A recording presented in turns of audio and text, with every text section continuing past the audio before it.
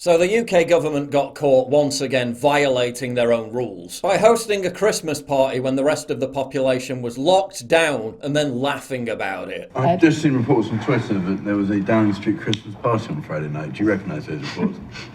I went home. Hold on.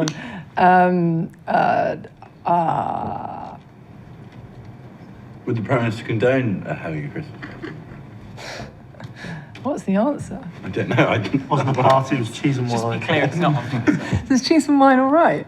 No. It was a business meeting. There were at least 3 of these Christmas parties while everyone else was told to cancel their Christmas. So now the government will respond to being caught violating the restrictions they imposed by imposing more restrictions, as a distraction from them violating their own restrictions. But here's the kicker. The same people who are furious at Boris and the government for violating lockdown rules will gleefully comply when Boris and the government locks them down again. They'll get more angry if the government doesn't lock them down. Utterly ludicrous. They're more angry at the government having a festive piss-up than 700,000 missed cancer screenings, the massive untold economic damage, the devastating mental health impact, the unprecedented assault on basic freedoms, all because of lockdown. They're not really bothered about any of that because they supported lockdown. The same people irate at the government for abusing their power want to give the government more power to abuse. How does that make any frigging sense whatsoever? Those angry at Boris and the government for violating the restrictions and then laughing about it will happily present their vaccine passports and dutifully obey all new restrictions when Boris tells them to. This is Twilight Zone level madness. Many of those lobbying for Boris to go will want him replaced with someone even more draconian. Lock me down harder, daddy. Make everyone wear 10 face masks at all time by law. They're clearly moving to this plan B crap to cover up the fact they got caught. And how many of you will just immediately cave once again? Or will this actually serve as a rallying point for both left and right to finally come together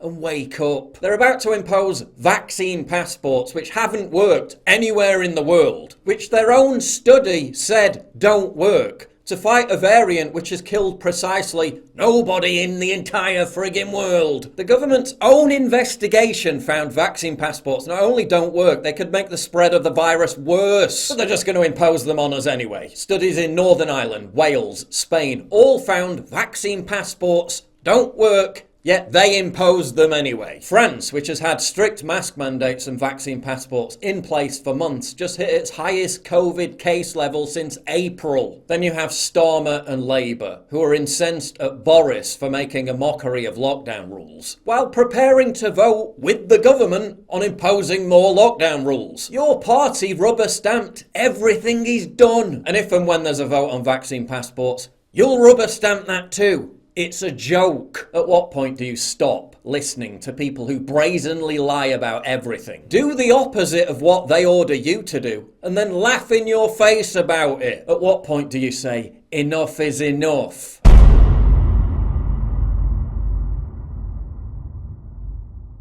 To get exclusive content, early access, behind the scenes stuff, and to personally interact with me, please sign up for my community at pauljosephwatson.locals.com. Link in description, and thank you for your generous support.